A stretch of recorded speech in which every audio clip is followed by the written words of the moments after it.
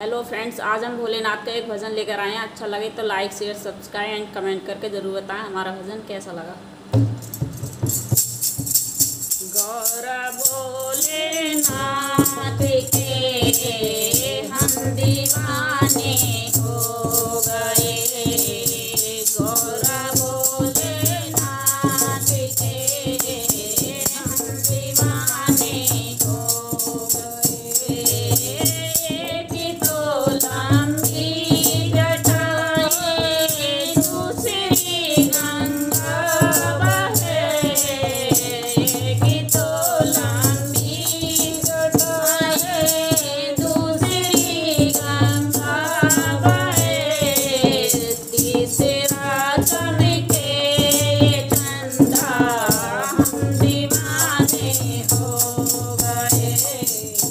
तीसरा चमके चंदा हम दीवाने हो गए। गौर भोलेनाथ के हम दीवाने हो गए। गौर भोलेनाथ के हम दीवाने हो गए। एक तो मधुमस्ती आँखें दूसरा त्रिनेत्र है। एक तो मधुमस्ती आँखें दूसरा त्रिनेत्र है। तीसरा ये रूप सलोना हम दीवाने हो गए।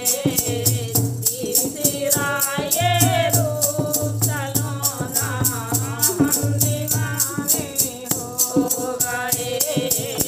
गौर भोलेनाथ के हम दीवाने हो गए। गौर भोलेनाथ के हम दीवाने हो गए।